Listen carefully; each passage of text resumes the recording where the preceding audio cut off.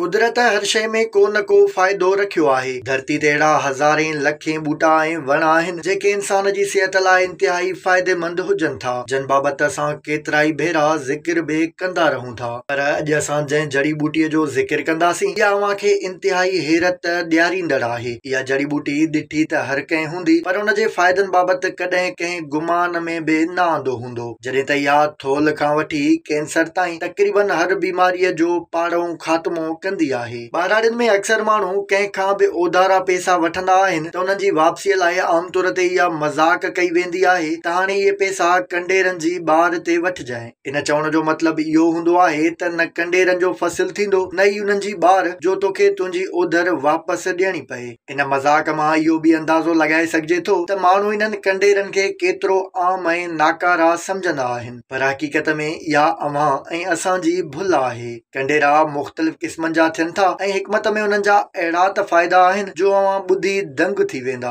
कंडेरनि जी जड़ी ॿूटी खे हिकमत जी ॿोलीअ में धमासा जी जड़ी ॿूटी चयो वेंदो आहे, जंहिंखे अंग्रेज़ीअ में फिगोनिया अरबिका चयो वञे थो। इहा जड़ी ॿूटी या कंडेरा हिकमत जे नुस्ख़नि में वॾा मञियल ऐं आम इस्तेमाल थियण वारी जड़ी ॿूटी आहिनि। कंडेरनि जे नसुल जा केतिरा ई ॿूटा आहिनि, जिन में डिज़र्ट फिगोनिया, फिगोनिया अरबिका, फिगोनिया इंडिका वग़ैरह अची वञनि था, जिन में हिक ॿिए खां थोरो घणो फ़र्क़ु हूंदो आहे। असां जंहिं कंडेरनि जे फ़ाइदनि जी ॻाल्हि करे रहिया आहियूं, इन जो हिकमत में नालो धमासा ऐं अंग्रेज़ीअ में फिगोनिया अरबिका आहे। कंडनि वारी इन जड़ी ॿूटीअ खे थुल्हे कपिड़े जी कुंड में ॿधी कंहिं मज़बूत शइ सां धक हणी उन जो पाउडर ठाहे सघिजे थो। कंडेरनि जो पाउडर गऊं जे खीर मां ठहियल मखण में एतिरो इस्तेमाल कजे जो सवलाईअ सां नंढियूं गोरियूं ठाहे सघजनि। उन खां पोइ 5 ग्राम ताईं जूं उहे गोरियूं हर रोज़ ॾींहं में 2 भेरा सुबुह ऐं शाम खाइण सां जिस्म मां ख़तरनाक खां ख़तरनाक बीमारियुनि जो ख़ात्मो करे सघिजे थो। जड़ियुनि ॿूटियुनि जे माहिरनि जो चवणु आहे त इहा जड़ी ॿूटी जिस्म में मौजूदु बीमारियुनि खे पाण मुरादो तौर ॿाहिरि कढी छॾींदी आहे। इहा थोल खां वठी ख़तरनाक कैंसर ताईं हर नंढी वॾी बीमारीअ जे लाइ इंतिहाई फ़ाइदेमंद हूंदी आहे। धमासा ॿूटी या कंडेरा